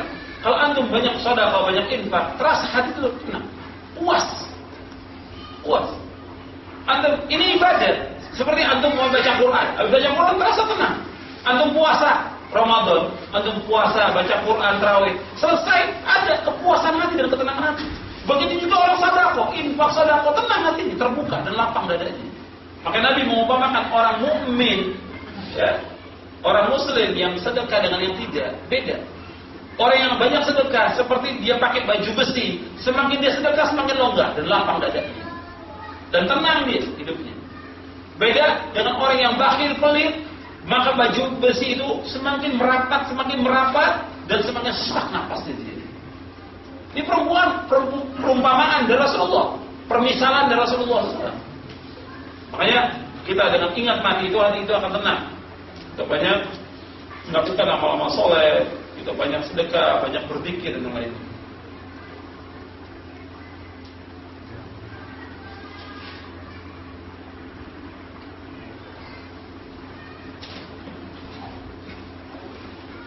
Ada hadis menyebutkan, menyuruh kita untuk minta fatwa kepada hati apabila apakah ini bagian dari hati yang selalu benar. Ini tentunya hati orang-orang yang lurus. Jadi Nabi menyebutkan kepada seorang sahabat, istafti qalbak, tanyakan kepada hatimu. Meskipun orang berikan fatwa, tapi dijelaskan oleh para ulama yang dimaksud dia hati ini memang hati yang betul-betul dia baik. Dia selalu melakukan ketaatan kepada Allah, menjauhkan maksiat. Nah, hati ini bisa untuk ditanyakan tentang apa yang ada. Tanyakan apa? Ada permasalahan yang kita pelik, syubhat dan segala macam. Tanyakan pada hati. Tanyakan hati ini. Jadi hati yang tidak dikuasai oleh syahwatnya. Bolehkah uang zakat disalurkan untuk pembangunan masjid dan pesantren? Untuk pembangunan masjid dan pesantren, nggak boleh dari uang zakat. Nggak boleh dari uang zakat. Zakat itu sudah ada mustahiknya yang Allah sebutkan dalam surah At-Taubah ayat 60, 8-6. Dan di situ tidak ada yang namanya pembangunan masjid, nggak ada yang namanya pesantren, tidak ada. Yang dimaksud dalam ayat itu fisabilillah wa fisabilillah, maksudnya jihad di jalan Allah. Kita pakai itu dari mana? Dari uang wakaf kita. Kita ada, kita keluarkan dari, kita niatkan sedekah jariah atau wakaf untuk masjid atau untuk pesantren. Tetap ngalir sampai kita meninggal dunia, ngalir pahalanya. Tapi bukan dari uang zakat. Uang zakat kita paling hanya berapa? Kalau wakaf kita bisa ratusan juta. Zakat paling hanya 5 juta atau 10 juta dari uang zakat itu. Tapi kalau dari wakaf kita bisa kita wakafkan 100 juta atau 200 juta. Lebih banyak. Sedekah kadang-kadang bisa lebih banyak. Seperti Abu Bakar As-Siddiq radhiyallahu anhu, sedekah dengan semua hartanya. Sedekah itu bisa lebih banyak daripada uang zakat. Uang zakat tuh ada orang-orang yang sangat membutuhkan, seperti orang-orang fakir, miskin, janda-janda, orang yang susah, orang yang terlilang. Di Indonesia itu banyak sekali orang yang susah yang bisa kita kasihkan dari uang zakat. Tapi untuk membangun masjid, wakaf dari kita bisa bangun. Makanya orang-orang di sini, di Qatar atau di Saudi Arabia, juga di Kuwait atau yang lainnya, dia kalau membangun masjid, satu wakaf dia, satu utuh dari dia semuanya. Dan itu Allah akan bangunkan rumah di surga, kata Nabi. Man bana lillahi masjidan Walau kami hasiqatin banallahu baitan fil jannah. Barang siapa yang membangun masjid meskipun kecil yang diingatkan Allah, maka Allah akan bangunkan rumah di surga. Ini yang riwayat Tabrani, ada lagi yang riwayat Bukhari, man bana lillahi masjidan banallahu lahu baitan fil jannah. Barang siapa yang bangun masjid, Allah akan bangunkan rumah di surga. Maka di sini orang ingin satu dia bangun. Berlomba-lomba untuk bangun masjid. Karena memang banyak hadisnya yang menyuruh membangun masjid. Dan itu bukan dari uang zakat. Atau wakaf dari dia sebagai amal jariah. Kita bisa umpamanya untuk pesantren itu kita bisa zakat untuk guru-gurunya yang miskin.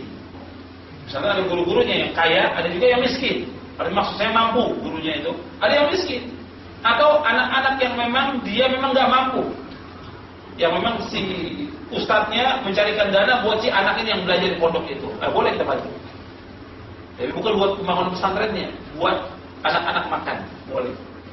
Karena mereka termasuk bisa masuk mereka pada miskin, mereka bisa masuk pada fakir, mereka juga masuk pada ibnu sabil. Karena mereka musafir.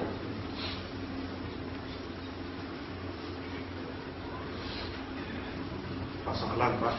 Bolehkah menyekolahkan anak di sekolah orang-orang kafir? Gak boleh. Katanya negara Islam gak boleh. Itu dilarang oleh para ulama karena akan mempengaruhi dia, merusak dia. Merusak agamanya, merusak akidahnya, merusak ibadahnya, merusak hatinya. Sekolahkan di sekolah kafir, kan sekolahkan di sekolah Islam. Meskipun nilainya rendah, tapi di sekolah Islam. Jadi antum perhatikan pendidikan anak antum itu. Ya saya pikir cukup sampai di sini.